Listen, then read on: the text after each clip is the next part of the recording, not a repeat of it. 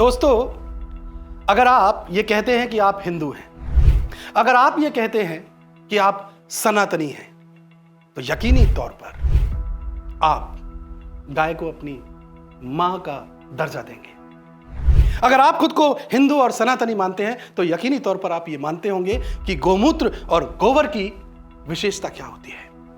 हिंदू धर्म में, सनातन में कोई पूजा पाठ हो, कोई कर्म कांड हो, बिना गोबर और गोमूत्र के वो अधूरा माना जाता है। लेकिन साथियों, मोदी का विरोध करते करते, योगी का विरोध करते करते, कुछ लोग, कुछ विपक्षी इस तरीके के बयान दे रहे हैं, इस कदर बौरा गए हैं, इस कदर बौखला गए हैं कि वो सनातन विरोधी हो चुके हैं, वो हिंदू विरोधी हो चुके हैं, वो गाय का अपमान कर रहे हैं। उनको गोमूत्र और गोबर से घिन आती है। अखिलेश यादव ने एक बयान दिया कि हमको सुगंध पसंद है, इसलिए हम इत्र पार्क बना रहे हैं, और बीजेपी वालों को दुर्गंध पसंद है, इसलिए वो गौशालाएं बना रहे हैं। राजनीति है, सियासत में पक्ष विपक्ष एक दूसरे की घेराबंदी करता है, बयान दिए जाते हैं, सदियों से परंपरा चली आ रही है। लेकिन क्या आप इस कदर बौरा जाएंगे, इस कदर बौखला जाएंगे? आप बताइए, दुर्गंध पसंद करते हैं इसीलिए गौशाला बना रहे हैं, हम सुगंध पसंद कर रहे थे इसलिए इत्र पार्क बना रहे थे। आप अखिलेश यादव हैं, आप खुद को यदुवंशी कहते हो। यदुवंशी जिनके भगवान कृष्ण हैं, वो कृष्ण जो बालकाल्य में खुद गायों को चराते थे। आप तो कृष्ण को पूजने वाले हो, आप तो गाय को पूजने वाले हो, गाय को मानने वाले हो। आपको गोमूत्र से, आपको गोबर से एलर्जी होती है। अखिलेश यादव, आपको घिन आती है गोबर से, आप गाय का अपमान करते हैं। साथियों नमस्कार, मेरा नाम है आदित्य चौहान, और आज इस वीडियो के जरिए मैं आपको समझाऊंगा, आपको बताऊंगा कि किस तरीके से सनातन में, हिंदू धर्म में गाय सिर्फ एक पशु नहीं है। गाय के अंदर हर अंग में, उसके रुएं रुएं में 33 करोड़ देवी देवताओं का वास माना जाता है। गाय का गोबर हम सब लोग जानते हैं, पुराने समय में लोग चूल्हे पर खाना बनाया करते थे, रोटियां बनती थी। गाय के उपले, उनको जलाया जाता था, क्योंकि उनसे जो निकलने वाला धुआं है वो हवा को साफ करता है।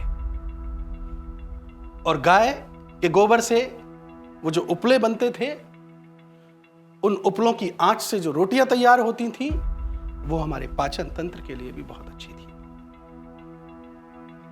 कोई भी धार्मिक कर्मकांड हो, गाय के गोबर से उस स्थान को लीपा जाता है, साफ किया जाता है। किसी भी यज्ञ में, हवन में गोबर से बने उपलों का इस्तेमाल किया जाता है, क्योंकि जब उपले जलते हैं और जो धुआं निकलता है, मानते हैं कि उससे जो नेगेटिव एनर्जी होती है आसपास की, वो दूर होती है, और जो पॉजिटिव एनर्जी है वो आपके एनवायरनमेंट में फैल जाती है। दूसरी बात, हम जब कोई भी धार्मिक अनुष्ठान करते हैं तो पंचगव्य बनता है।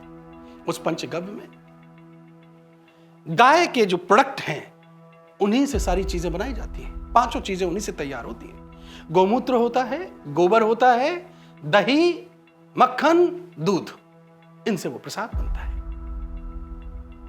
अब जरा सोचिए आप कि जिस गाय को सनातन में, हिंदू धर्म में माता का दर्जा दिया जाता हो, उनसे अखिलेश जी को घिन आती है।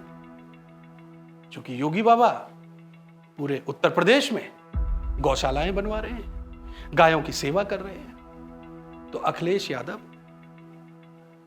सियासी ये जो प्रतिद्वंदिता है, इसमें इस कदर बौखला गए हैं कि वो कुछ भी उलूल जुलूल बयान दिए जा रहे हैं। और इससे दिक्कत पैदा हो रही है उन यादवों को, उन वोट बैंक को जो अखिलेश यादव, जो समाजवादी पार्टी से जुड़े हुए हैं। लेकिन जब अखिलेश यादव इस तरीके के बयान देते हैं तो वो लोग भी पशुपेश में पड़ जाते हैं कि आखिर उनका नेता ये बोल रहा है तो बोल क्या रहा है। गोबर के बारे में आपने जाना, गोमूत्र के बारे में भी समझ लीजिए। वो लोग जिनको गोमूत्र से घिन आती है वो ये जानते ही नहीं कि गोमूत्र सिर्फ गोमूत्र नहीं है, औषधि है। तमाम सारी औषधियों में उसका इस्तेमाल किया जाता है। आयुर्वेदाचार्यों से जानिए, सदियों से हमारे साधु संत ऋषि मुनि मिट्टी और गोबर का लेप लगा के स्नान करते रहे।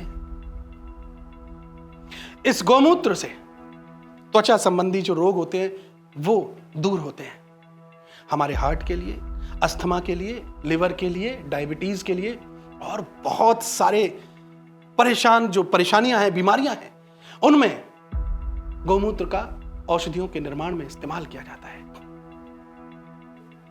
अरे कम से कम इतना तो सोच लिया होता अखिलेश यादव जी कि दीपावली के 2 दिन बाद गोवर्धन पूजा की जाती है और उस गोवर्धन में गोबर से ही एक पहाड़ की आकृति बनाई जाती है। गोवर्धन की, गोवर्धन क्यों पूजा की जाती है?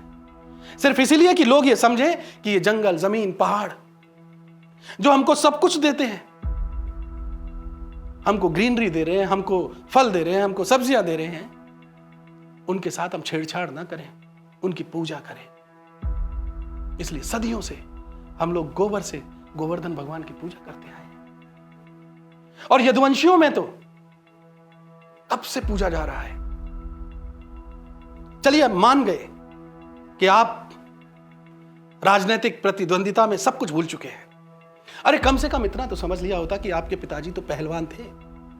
मुलायम सिंह यादव जी, वो तो गाय और भैंस का दूध जमकर पिया करते थे अपने समय में।